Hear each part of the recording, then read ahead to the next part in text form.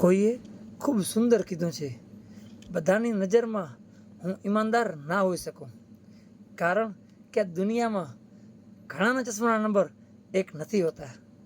જય શ્રી કૃષ્ણ. હું ભરત પટેલ, તમારો મિત્ર, ફરી એક નાનકડી વાત લઈને આવી ગયો છું તમારી સામે.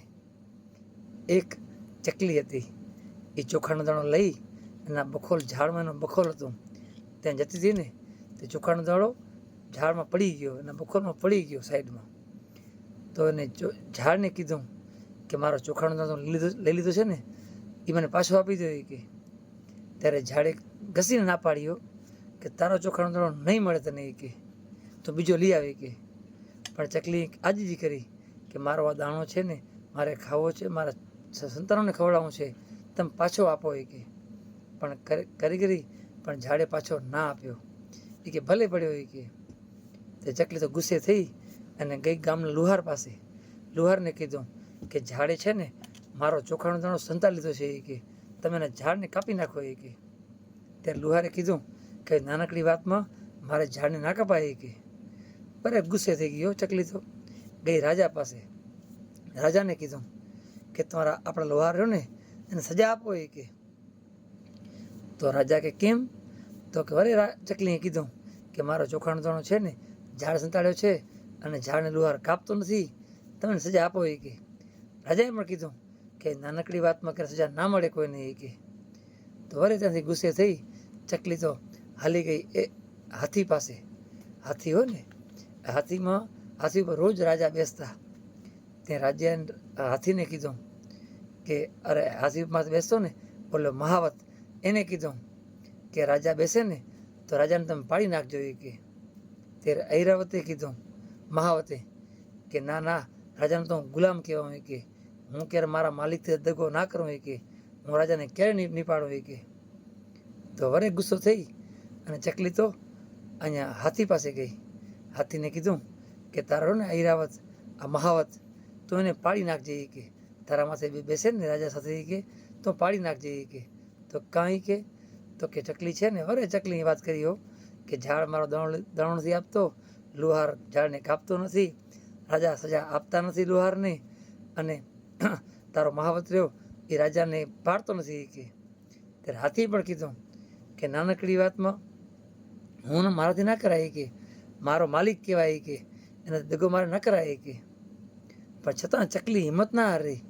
ઘણીવાર આપણે એવું થતું હોય છે, આપણે 1, 2, 3 વસ્તુમાં કંઈક નપાસ થઈએ ને તો આપણે જિંદગી પૂરા થઈ જાય કે મારે શું કરવું, મને કાંઈ સૂઝતું નથી. પણ ખરેખર હિંમત ક્યારે ના હારવી. હિંમતે મદદે તો મદદે ખુદા. પરમેશ્વર છે ને હંમેશા જેમ હિંમત રાખે ને એની અવશ્ય મદદ કરતા હોય છે. તો ચકલી હિંમત ના હારી અને ચકલી છે ને ગઈ કીડી પાસે.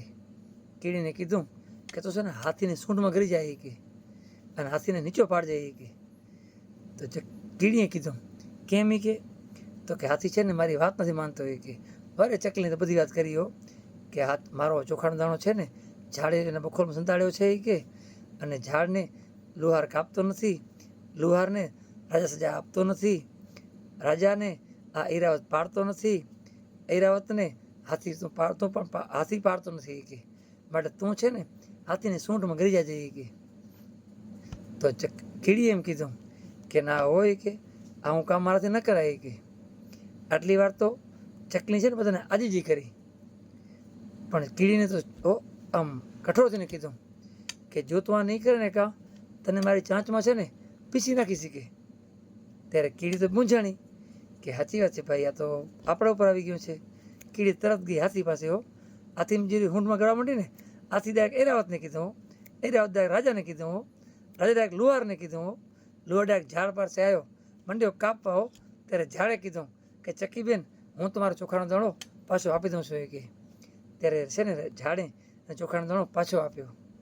તો આ નાનકડી વાતમાંથી શીખ કાયમ લઈએ કે આપણે છે ને ગમે એવા નાના આવીએ ને, આપણે એકાદ ઝાડને ન પાડી શકીએ, આપણે એકાદ લુહારને પણ ન પાડી શકીએ, રાજાને ન પાડી શકીએ, પણ આપણાથી નાના હોય ને એને જરૂર કહી શકીએ. અને મદદ છે ને નાનામાં નાનો હોય ને એની પણ લઈ શકાય છે. માટે હંમેશા ક્યારે નાના માણસને છે ને એને ટકોરવો નહીં ક્યારે. કારણ કે ઘણીવાર મોટો માણસ કામ નથી આવતો ને ત્યાં નાના માણસ આપણું કામ કરતા હોય છે. માટે જીવનમાં એવો ક્યારે અહમ નહીં રાખો કે હું આ નાનાને હું ક્યારે બોલાવું નહીં. કે નાનો હોય ને તો પણ એ આપણો ભાઈ છે. આપણે એમ સમજવાનું કે હું મોટો છું એ નાનાને પ્રેમ દેવાનો. ક્યારે પણ જીવનમાં નાનાને કે નાનો સમજવાનો નહીં અને મોટાથી પણ પ્રેમ રાખો. મોટાથી દુશ્મની ક્યારે ન રાખવી, કારણ કે એ પણ આપણા મોટા ભાઈ છે. આ વાત ઉપરથી શીખ લેવા જેવી છે કે આપણે હંમેશા સૌ સાથે મળીને કામ કરીએ ને તો પરમેશ્વર અવશ્ય આપણને ખુશ રાખે છે, આપણું અવશ્ય કામ કરે છે. આ ચકલીબેને હિંમત હાર્યા વગર આ કામ કર્યું ને તો એ પાસ થઈ ગઈ. એ કારણ શેના કારણે? કારણ કે હિંમત રાખી. એને એમ ન સમજ્યું કે હું નાની છું તો મારાથી નહીં થાય. નાનો હો તો ભલે નાના અહીં, પણ કામ અવશ્ય થાય છે. માટે કામ એવું કરું કે પ્રભુ રાજી થાય, અને પ્રભુ રાજી થશે ને તો ચોક્કસ એની કૃપા આપણા પર વરસશે. જય શ્રી રામ, હર હર મહાદેવ.